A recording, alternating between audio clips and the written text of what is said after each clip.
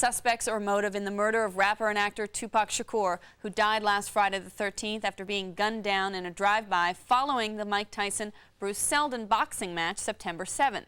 Meanwhile, on Thursday night in Los Angeles, we spoke with Marion Suge Knight, head of Tupac's label Death Row Records, and the man who was driving the car sitting right next to Tupac when he was shot.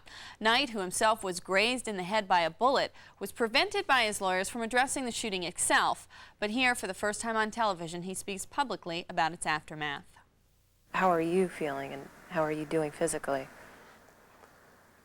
I feel like this. I feel that the last word is always God. But Pac saved my life. The reason why I say Pac saved my life, I got shot in the head, I got grazed some other places, but I still got the bullet in my head. It's still there. But for as trying to get him to the hospital didn't make me realize that I was shot. Because usually when you get shot in the head, the first thing the person do is panic. You know, bam, I'm shot in the head, I'm about to die, you know. And once you do that, you can't drive nowhere. My whole thing was, Pac, he was shot. I'm like, you shot? I'm gonna get you to the hospital. I'm driving, telling him I'm gonna get to the hospital, kick back. Pac looked at me and said, you know what?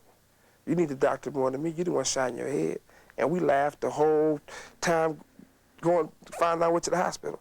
That's the conversation we had. It wasn't, Pac was a man the whole time. It wasn't that he was like, oh, I'm shot. He cracking jokes. He like, yeah, they shot me. He said, but you shot in your head. Look at your head bleed. Look how much it's bleed. That was Pac. And I'm like, man, shut up, I'm gonna get you to the doctor. So he was conscious on the way to the hospital? He was conscious on the way to the hospital. He was conscious in the ambulance. He was conscious after they did the surgery. What was the last thing that he said to you? They loved me. We was in the, we was going in, we was on the thing that was getting there. I like, Pac, we the last one left. When we talking, this how we talking. He said, homie, I'm straight. I love you, homie. I'm gonna be straight. I love you too. Woo, woo. That's what it was. There was a report earlier this week in the New York Post that Tupac was looking to leave Death Row Records. Mm-hmm. Is that true? You should answer that. You don't take a person like Tupac who, if you listen to every song on All Eyes on Me, every song on Machiavelli, every time he do an interview, what's the first thing he say? Death Row. Tupac loved Death Row. Tupac loved me, I loved him. I mean, Tupac took Death Row to the next level. I mean, we worked hard and we laid the foundation down, and Snoop took the baton, and he ran with it, and he did a great job with it. When Tupac got the baton, not only did he win the race, he finished so fast that he was able to sit back and drink some Thug Passion and come up with another plan. I mean, if you'd asked Tupac that question, that was he planning on leaving Death Row, he definitely would have cussed you out.